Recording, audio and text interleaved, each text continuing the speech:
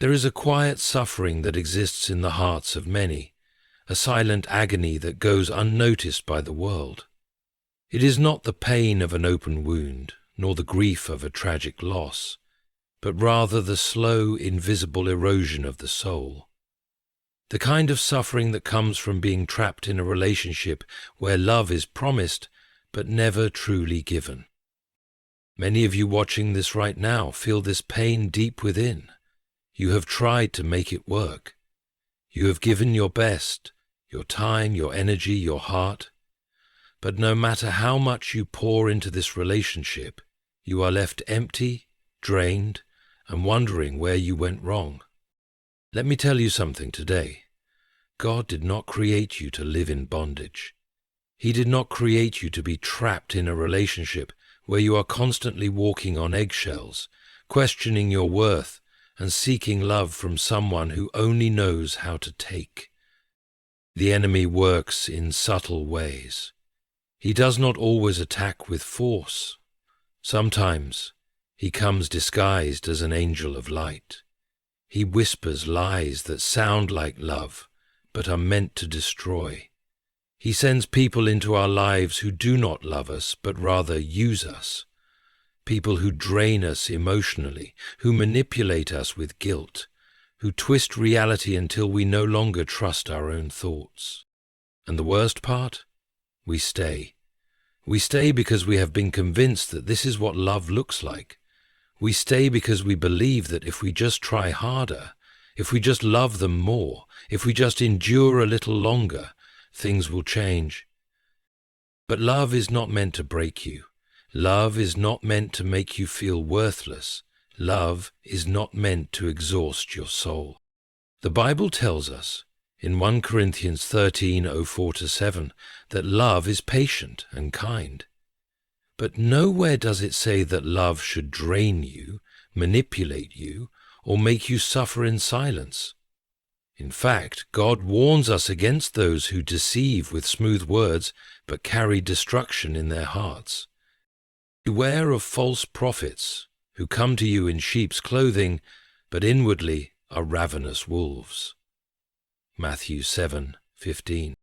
A narcissist is exactly that, a wolf in sheep's clothing.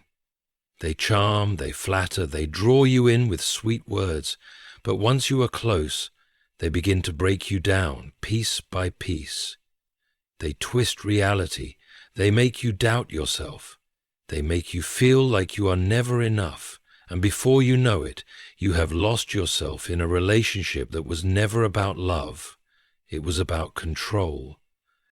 Have you ever felt like you are constantly giving but never receiving? Have you ever felt guilty for wanting something as simple as respect? Have you ever found yourself apologizing for things that were never your fault?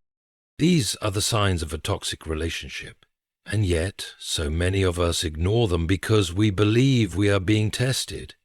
We think that God is asking us to endure. But God does not test you by placing you in the hands of those who seek to destroy you. Think about it. Would a loving father place his child in the hands of someone who seeks to harm them? Would a shepherd lead his sheep into the mouth of a wolf? Of course not. So why do we convince ourselves that staying in a relationship that is killing our spirit is somehow God's will? The Lord is near to the broken-hearted and saves the crushed in spirit. Psalm 34:18. God sees you. He knows the pain you carry in silence. He sees how you cry yourself to sleep, how you wake up with a heavy heart, how you smile for the world while your soul is exhausted. And He does not want this for you. There comes a time when you must recognize the truth. God calls you to love, but He never calls you to be destroyed in the process. Some relationships are not meant to be endured, they are meant to be escaped. So today, I am here to help you open your eyes, to help you see what you may have been denying for too long. If you have been feeling trapped, confused, or emotionally drained, it is time to understand what is happening. Because the first step to breaking free is awareness. Here are 7 signs that you are being emotionally drained by a narcissist.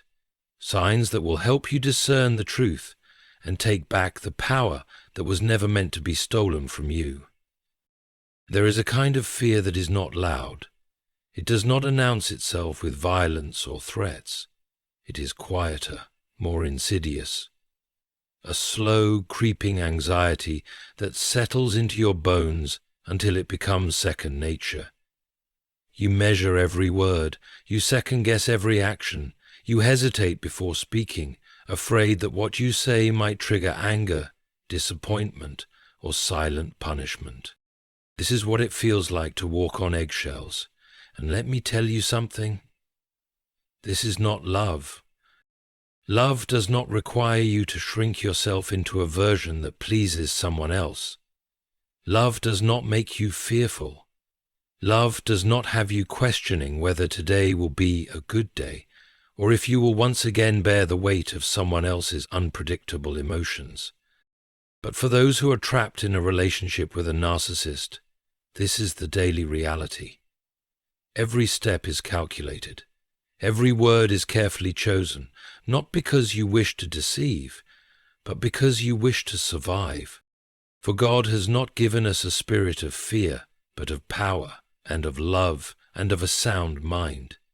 2 Timothy 1:7. But where is the power when you are always afraid? Where is the love when you feel like nothing you do is ever enough? Where is the sound mind when you are constantly doubting yourself, worried that the next moment might bring another storm? A narcissist does not use physical chains to keep you captive. Their weapons are far more subtle. They make you believe that their love is conditional, that if you say the wrong thing, if you express a need, if you disappoint them in any way, they will withdraw their affection, their attention, their approval. And so you learn to adjust. You learn to anticipate their moods before they shift. You learn to keep your opinions to yourself. You tell yourself, it's not that bad. I just have to be careful. I just have to keep the peace. But this is not peace. This is submission to emotional control. This is bondage. The thief comes only to steal and kill and destroy. I have come that they may have life and have it to the full. John 10:10. Oh, the towers, they cry, Joya, Gombe, Gogabur. The enemy comes to steal your voice, to kill your confidence, to destroy your ability to stand in the truth of who you are, and sometimes he does this through the very people who claim to love us. God did not place you on this earth to live in constant fear of someone else's emotions. How many times have you felt your heart race before speaking, unsure of how your words would be received? How many times have you swallowed your pain because you knew expressing it would only make things worse? How many times have you stayed silent? Not because you had nothing to say, but because you were afraid of the consequences. This is not the love that God created. This is oppression disguised as affection. And the longer you walk on eggshells, the more you forget what it's like to walk freely. Let that sink in. You have forgotten what it's like to be free. A true loving relationship should make you feel safe, not anxious. It should make you feel valued, not cautious. If you are constantly measuring your words, suppressing your feelings, and living in a state of quiet dread, then it is time to ask yourself, is this love or is this control? And more importantly, what does God say about the life He desires for you? Guilt is a powerful tool in the hands of those who seek control. It is not a loud weapon, not one that strikes with force, but one that buries itself deep within your spirit, making you question your own thoughts, your own actions, and even your own worth. A narcissist knows how to wield guilt like a master sculptor, shaping reality in a way that always places you in the wrong. At first, it is subtle. A small comment here, a slight change in tone there. You begin to notice that every disagreement, every misunderstanding, Every issue, no matter how small, always seems to come back to you. You are always the one who is too sensitive, too dramatic, or too emotional. If you express hurt, they tell you it was a joke. If you bring up something that troubled you, they accuse you of overreacting. If you ask for basic kindness, they tell you that you are being needy. And suddenly you find yourself apologizing for things that were never your fault. Woe to those who call evil good and good evil, who put darkness for light and light for darkness. Isaiah 5:20. The enemy thrives on confusion, and confusion is exactly what a narcissist creates in your life. They flip the script. They twist reality. They make you feel like you are the problem, while they stand unbothered, untouched, always playing the victim. Have you ever noticed that no matter what happens, you are the one left feeling guilty? No matter how much they hurt you, somehow you are the one who ends up apologizing. No matter how much effort you put in, somehow it is still not enough. This is not love, this is manipulation. The Lord is not the author of confusion, but of peace. 1 Corinthians 14:33. But where is the peace in constantly being made to feel guilty for things you did not do? Where is the peace in being told that your feelings are not valid, that your experiences are not real, that your emotions are a burden? A narcissist thrives on your doubt. They want you to question yourself because a person who doubts themselves is easy to control. And so, over time, you begin to silence yourself. You stop bringing up your concerns because you know they will only turn it against you. You stop expressing your pain because you know they will make you feel guilty for it. And then one day you wake up and realize you don't even know who you are anymore. God never intended for you to live under such manipulation. God is truth, and truth brings clarity, not confusion, not guilt, not self-doubt. If someone in your life is constantly making you feel guilty for things you should not feel guilty for, then it is time to step back and ask yourself, is this love or is this control? Because the love that comes from God does not accuse, does not manipulate, does not condemn without cause. The love that comes from God brings freedom, not chains. There is a pain that is not spoken, a sorrow that is not always visible to the outside world. It is the pain of feeling unseen, unheard, and unvalued. If you have ever tried to express your heart to someone only to be met with indifference or dismissal, then you know this pain well. There is nothing more isolating than opening your soul to another only to have them act as though it does not matter. A narcissist does not see you as an equal, as a soul with needs, emotions, and desires of your own. To them, you exist only as a reflection of what they want, of what they need, and anything that does not serve them is pushed aside as unimportant. You tell them that something they said hurt you, and they roll their eyes. You try to explain why you are struggling, and they dismiss it as not a big deal. You express a need for more love, more attention, more respect, and they make you feel like you are asking for too much. And so, little by little, you stop asking. You stop expressing. You stop believing that your emotions are valid. Bear one another's burdens, and so fulfill the law of Christ. Galatians 6, verse 2. But how can a relationship be real if only one person's burdens are carried? How can love exist when one person's emotions are always dismissed? God created you with a heart that feels deeply, with a soul that longs to be understood, cherished, and nurtured. But a narcissist does not care about the heart within you. They only care about how you fit into their world, how you serve their desires, how you make them feel. Do nothing out of selfish ambition or vain conceit. Rather, in humility, value others above yourselves. Philippians 2:03. But where is the humility in someone who always puts themselves above you? Where is the love in someone who cannot even acknowledge your pain? Some of you watching this have spent years trying to make yourself smaller, trying to convince yourself that your needs are not important, that your emotions do not matter.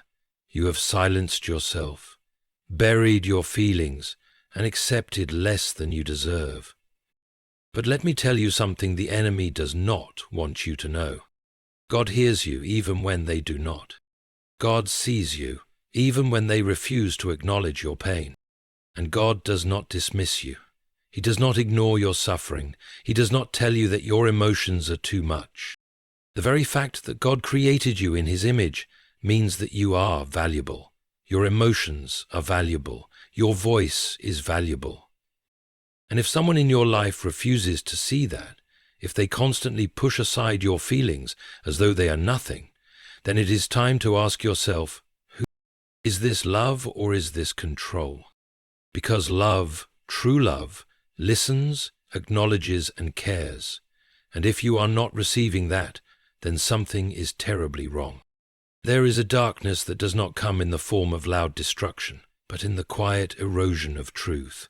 It seeps into your mind like a slow-moving shadow, wrapping itself around your thoughts, twisting your memories, and making you question everything you once knew. This is the power of gaslighting, the silent weapon of a narcissist. At first, it seems small. You recall a conversation clearly, but they tell you that it never happened. You remember them saying something cruel, but they insist you misunderstood. You begin to doubt yourself. You start to think, maybe I am overreacting. Maybe I am imagining things. And that is exactly what they want. A narcissist does not need to physically trap you to control you. They only need to make you doubt your own mind. Because if you cannot trust your thoughts, your memories, or your emotions, then you will eventually begin to trust only them. For God is not the author of confusion, but of peace. 1 Corinthians 14:33. But where is the peace in always second-guessing yourself? Where is the truth in being told that your feelings are imaginary? The enemy operates in deception. From the very beginning, when he approached Eve in the garden, his weapon was not force, it was manipulation. Did God really say, "Boo"? Genesis 3:01. That same question echoes through the words of a narcissist. They will make you doubt what is real, not because they do not know the truth, but because they do not want you to know it. The more confused you are, the easier you are to control. Have you ever felt this? That creeping doubt, that uncertainty that makes you hesitate before speaking, before remembering, before trusting yourself. That is what they want. They want you to feel lost, unsure, dependent. But let me tell you something. God does not call you to live in confusion. He does not call you to question your own worth, your own memories, your own reality. God is a God of clarity, of truth, of wisdom. So why are you letting someone rewrite your truth? If you constantly feel like you need to record conversations to prove that they happened, if you always feel like you need to defend yourself against things you never did, if you have started to believe that maybe you are just too emotional, or too sensitive, or too much, then you need to stop and recognize this is not love, this is manipulation. And manipulation is not from God. Truth is from God. And it is truth that will set you free. Love is a two-way street. It is meant to be a mutual exchange, a space where both people give and receive, where support flows in both directions. But when you are in a relationship with a narcissist, that balance does not exist. You give. They take. You pour out your energy, your kindness, your patience, your love, and they absorb it all without ever filling you in return. At first, you may not even notice. You love them, so you do things for them. You support them, listen to them, encourage them. But slowly, a pattern emerges. They only reach out when they need something. They only show kindness when they want a favor. They expect endless patience from you, but offer none in return. And when you need them, they are nowhere to be found. Do not be deceived. God is not mocked. For whatever one sows, that will he also reap. Galatians 6:7. But what are they sowing? Are they planting love in your life, or are they simply harvesting what you give, without ever replenishing the soil. Some of you watching this have spent years pouring into someone who has never once poured back into you. You have spent nights comforting them, days fixing their problems, months waiting for them to finally notice your exhaustion. But they never do, because to them you are not a person, you are a resource. And God did not create you to be used. A generous person will prosper. Whoever refreshes others will be refreshed. Proverbs 11:25. But when have they ever refreshed you? When have they ever truly cared for your heart the way you have cared for theirs? Some of you have been running on empty for so long that you have forgotten what it feels like to be full. But let me tell you something. God does not leave his children to wither. He does not watch as you exhaust yourself for someone who will never give you the love you deserve. A relationship where only one person gives and the other only takes is not love. It is a slow starvation of the soul. So if you feel drained, if you feel empty, if you feel like no matter how much you give, it is never enough, step back and ask yourself, is this love or is this control? Because love, true love, nourishes, strengthens, and builds up. And if you are not experiencing that, then something is very wrong. There is a strategy to control, a calculated method used by those who do not love but seek to dominate. It does not happen all at once, nor does it come with an obvious warning. It begins subtly, like a slow-moving tide pulling you away from the shore. One by one, the people in your life start to drift away, not because they abandon you, but because someone has been working behind the scenes to make sure you are alone. A narcissist thrives on isolation. As long as you have other voices speaking truth into your life, as long as you have people who genuinely care for you, as long as there are those who remind you of your worth, they cannot fully control you. So what do? They cut you off. At first it may seem like concern. I don't think your friend really cares about you. Your family doesn't understand our relationship. Why do you need other people when you have me? And little by little, they turn you against the very people who love you. They create doubt, plant suspicions, and slowly you start distancing yourself, until one day you look around and realize you are completely alone. The thief comes only to steal and kill and destroy. I have come that they may have life and have it to the full. John 10:10. But what has this person brought into your life? Have they given you fullness, or have they stolen everything from you? Your joy, your peace, your relationships? A person who truly loves you will never isolate you. Love does not imprison, it liberates. And yet, many do not recognize what is happening until it is too late. You begin to wonder why your friends have stopped reaching out, why your family feels distant, why you no longer have anyone to turn to when you are struggling. But it was never them who walked away. It was the narcissist who slowly pushed them out. Two are better than one because they have a good return for their labor. If either of them falls down, one can help the other up. Ecclesiastes 4:9 and 10. But who is there to lift you up when you fall? Who is there to remind you of your worth when you have been convinced that you are nothing? Who is left to protect you when you have been cut off from the people God placed in your life for that very purpose? A narcissist isolates you because they know the power of community. They know that if you hear the truth often enough, you might start believing it. They know that if you still have people who remind you of your strength, you might finally have the courage to leave. So they make sure you don't. They convince you that you don't need anyone else, that the people in your life are against you, that they are jealous, untrustworthy, or unworthy of your time.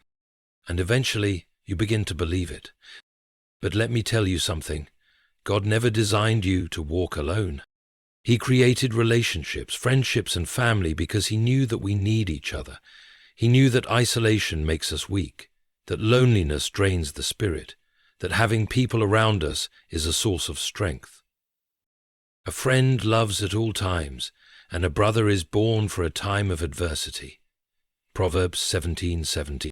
But where are your friends now? Where is your support? If someone in your life has made sure that you have no one left but them, that is not love, it is control, and control is not from God. There is a kind of tiredness that no sleep can fix, a kind of exhaustion that is not of the body but of the soul. It is the weariness of carrying a weight that was never meant to be yours, of constantly trying to be enough for someone who will never be satisfied. If you are in a relationship with a narcissist, you know this exhaustion well. It is the exhaustion of always trying to keep the peace, the exhaustion of filtering your words, measuring your actions, and tiptoeing around their unpredictable moods, the exhaustion of giving and giving, only to be met with coldness, indifference, or worse, criticism. Come to me, all you who are weary and burdened, and I will give you rest. Matthew 11:28. But where is the rest? Where is the peace? If love is supposed to bring comfort, why does this relationship leave you feeling drained, empty, and broken? A narcissist does not build you up, they deplete you. They take your joy and replace it with sorrow. They take your strength and replace it with doubt. They take your light and replace it with darkness. And the worst part, you start to believe that this is just the way life is. The Lord is my strength and my shield. My heart trusts in him, and he helps me. Psalm 28:7. But where is your strength? If you have been walking through life feeling weak, it is because someone has been slowly draining you. A narcissist takes everything you have and gives nothing in return. At first, you may not even notice it. You tell yourself, I'm just tired. I just need a break. Things will get better soon. But things do not get better. Day by day, you feel yourself becoming a little more numb, a little more lost, a little more disconnected from the person you used to be. Have you ever felt this, that deep emptiness, the kind that lingers even when everything is quiet, that sense of being completely drained yet unable to explain why? That is what happens when you are pouring everything into someone who was never meant to hold it. Do you not know that your body is a temple of the Holy Spirit, who is in you, whom you have received from God? Romans Corinthians 6:19. But a temple is meant to be filled with light, with peace, with God's presence. So why do you feel like an empty shell, barely holding yourself together? The truth is this: God does not want you to live this way. He does not want you to be in relationships that drain you, exhaust you, and leave you feeling worthless. He does not want you to wake up every day feeling like you are carrying a weight that is too heavy for your soul. Because real love does not exhaust, it restores. And if all this person has ever done is take from you, if you feel like you have lost yourself in trying to love them, then it is time to ask yourself, is this love or is this control? Because love, real love, does not leave you feeling empty. And if you are feeling that way, something is terribly wrong. If you have been listening to this and recognizing your own story in these words, know this: it is not by accident that you are here today. God sees you. He sees the silent battles you fight, the exhaustion you carry, and the prayers you whisper in the dark. He sees how you have given your heart to someone who does not cherish it, how you have fought for love in a place where love does not exist, and he is calling you out of it. You will know the truth, and the truth will set you free. John 8:32. This is the truth. Love should not leave you broken. Love should not make you feel unworthy. Love should not drain the life out of you. God did not create you to live in bondage. He did not form you in his image only for you to be reduced to silence, to self-doubt, to exhaustion. You were created for more. For I know the plans I have for you, declares the Lord, plans to prosper you and not to harm you, plans to give you hope and a future. Jeremiah 29:11. But how can you walk into the future God has prepared for you if you are still holding on to something that is destroying you? Some of you have been praying for change. You have been waiting for this person to see your worth, to finally love you the way you deserve. But you cannot change someone who does not see a problem with their actions. And God is not asking you to stay in a relationship that is damaging your soul. He is asking you to trust him. To trust that if you let go, he will heal what has been broken. To trust that if you walk away, he will restore what was stolen from you. To trust that if you stop chasing the love of a narcissist, you will finally be free to receive the love He is always intended for you. The Lord is close to the brokenhearted and saves those who are crushed in spirit. Psalm 34:18. You are not alone in this. God is with you, and He is waiting for you to take that first step, the step toward healing, toward truth, toward freedom. So today I ask you, will you keep living in a love that drains you, or will you finally step into the love that restores you? The choice is yours. If this message spoke to you today, know that this is your sign. God does not place words in front of you for no reason. If something in your spirit is telling you that it is time to make a change, listen to it. And remember, you are worthy of love that builds, not love that breaks. If you found this message meaningful, share it with someone who might need to hear it. Leave a comment below.